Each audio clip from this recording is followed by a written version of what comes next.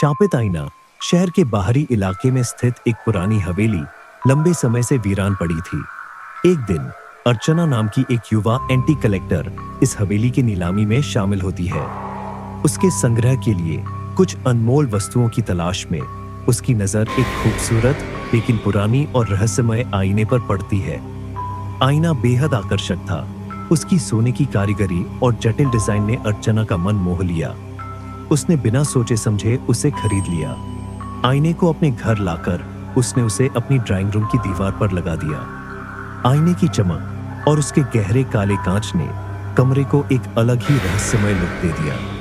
लेकिन अर्चना को यह नहीं पता था कि यह आईना सिर्फ एक सजावटी वस्तु नहीं था, बल्कि एक ऐसा द्वार था जो किसी खतरनाक और शापित दुनिया से जुड़ा हुआ था। पहली रात को जब अर्चना सोने जा रही थी, उसने महसूस किया कि आईने से हल्की सी फुसफुसाहट की आवाजें आ रही हैं। उसने इसे अपनी थकावट का असर समझा और अनदेखा कर दिया।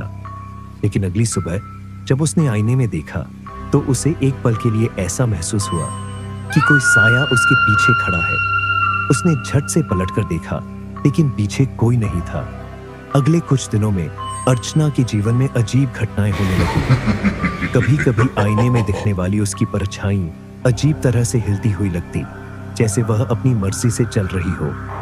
कभी कभी आईने में अजीब आकृतियां दिखाई देती जो पल भर में गायब हो जाती। इन घटनाओं ने अर्चना को बेचैन कर दिया।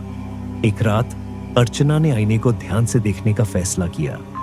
उसने एक कैंडल जलाकर कमरे की लाइट्स बंद कर दी और आईने के सामने खड़ी हो गई। धीरे धीरे उसे आईने में कुछ स्पष्ट दिखने लगा। उसने देखा कि आईने में एक और दुनिया है, एक अंधेरी भयावह दुनिया जहां छायाएं घूम रही थीं और दर्द भरी चीखें सुनाई दे रही थीं।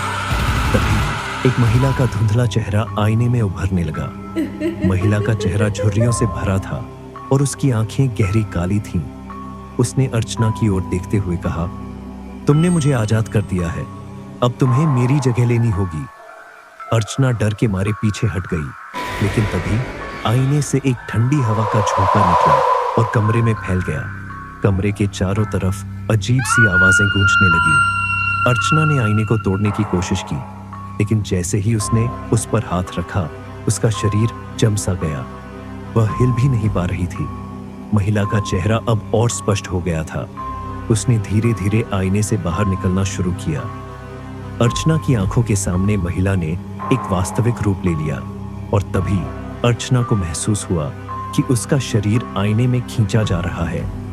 उसने चिल्लाने की कोशिश की, लेकिन उसकी आवाज बाहर नहीं आ पाई। कुछ ही पलों में अर्चना आईने के भीतर उस अंधेरी दुनिया में कैद हो चुकी थी। अब आईने में केवल उसकी चीखती हुई छवि दिख रही थी।